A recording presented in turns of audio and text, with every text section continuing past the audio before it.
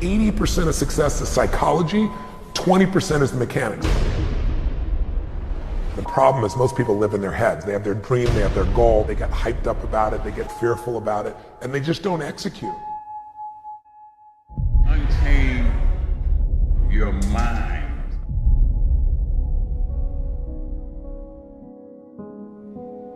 I like something Les Brown said once.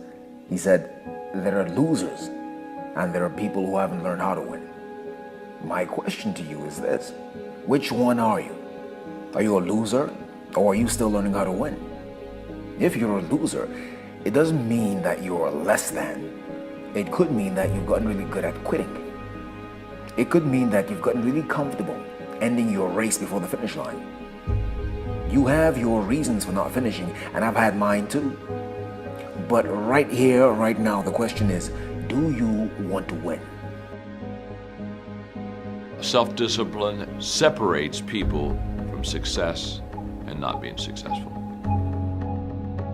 I've never met a person who was not successful that didn't have a great amount of self-discipline within their life. Self-discipline and being able to perform and being able to keep your life on schedule and being able to keep commitments and promises and meet deadlines is essential to success. Look, if you want to get rich, you want to be really successful. When I say rich, I'm not talking about money. I'm talking about a rich life, freedom, time with family, choices, get to do what you want. See, this is what people do. They set a target. You remember when you were a kid and you set targets that were big, giant, had nothing to do with reason? They were giant, right? And then you had some difficulty getting to it and somebody said what? Dude, your goals are unrealistic. You need to drop your goals down. And add 40 years and end up with nothing. Certainly not congruent with your potential. None of us can afford to have a life that is controlled by someone else or a life that is basically controlled by our emotions. I learned many years ago that there are two kinds of people. There's the type of person who says, I'm going to wait till I feel like it before I do it. And then there's a person who says, I've got to do it so that I feel like it. One will never get anything done because they're still waiting to feel the moment to move. And the other person says, no, I need to move, and then I will begin to feel the moment. Most people have strategies available, or they could get them, or you could create them, but the problem is you got a story. And your story is why it isn't working. And the story is, I've tried everything. If you tried everything, you'd be fit. If you tried everything, you'd be profitable. There's always a story. And what I tell people is, if you can just divorce the story of your limitation and marry the truth of your unlimited capacity, then the whole game changes.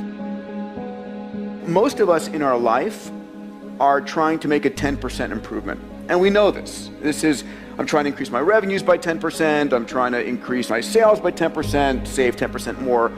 The lands out there, whatever it truly is, we all have this sort of beaten into us by life and by the rest of the universe that you can make these small incremental improvements. But the fact of the matter is that there are those in the world that go 10 times bigger. And every one of us can be that. I would say to you that it's your duty, your obligation, and your responsibility to fulfill your potential, and that's actually what success is. Success is not money. The simplest thing is get crazily hungry for something. We all know when you get so hungry, so desirous, your brain starts coming up with answers. And then it's massive action, but effective execution, which is all modeling, which is, I assume, what this is about. Find the best example, compress the time. Let someone else take 20 years to figure it out. You do it in 2 weeks or 2 months. Even if you have no idea how to solve it, no idea how to get there, you'll be amazed at what you come up with. And what's interesting is our legacy, our past, anchors us to where we are today. And you have to let go of that. You truly have to let go of all the stuff in your past, what you thought you'd done, the infrastructure that you've built to let yourself go. We are not our feelings. We are not our patterns. Those are things we might identify with, but we're not that. And so when I see a pattern and it doesn't work, I don't think the person's broken. I don't think anybody's broken. I'm not here to fix people, but I am here to break up the patterns that don't work.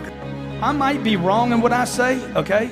I might be wrong in the things I do in my life and the business that I started. My family's told me not to start every business that I've been involved in, every one of them.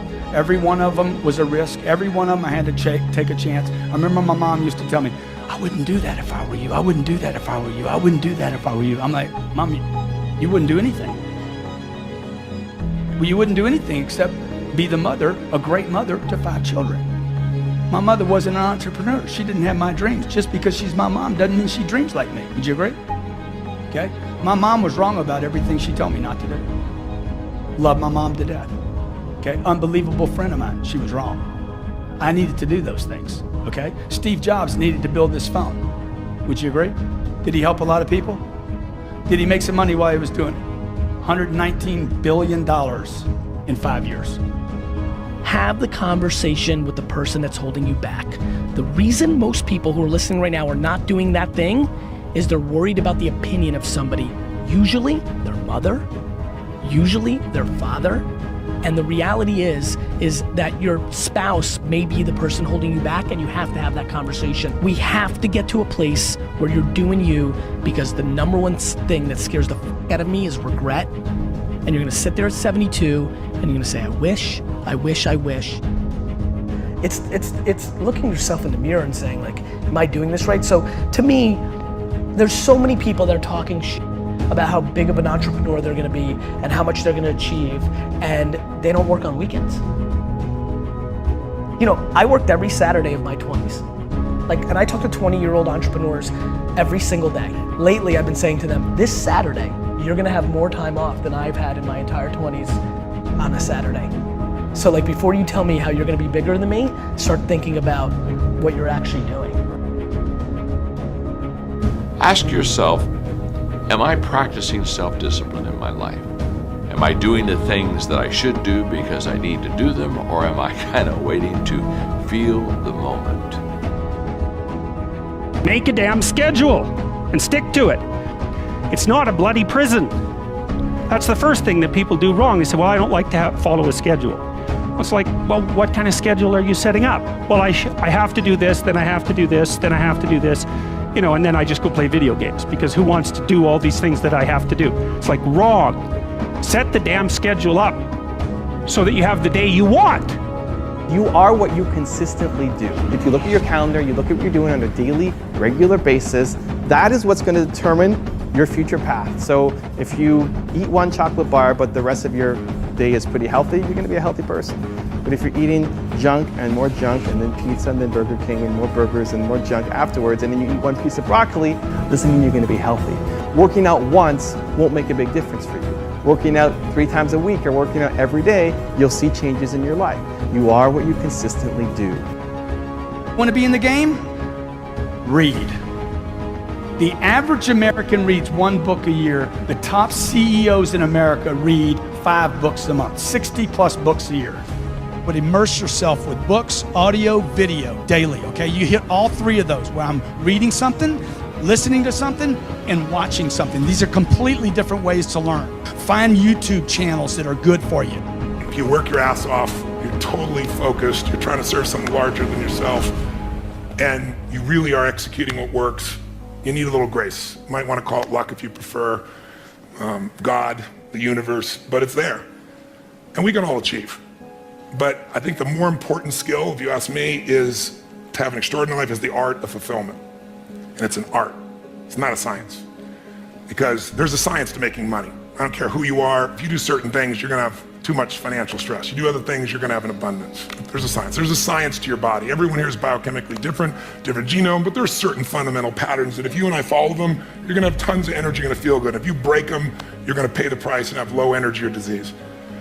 But fulfillment is an art.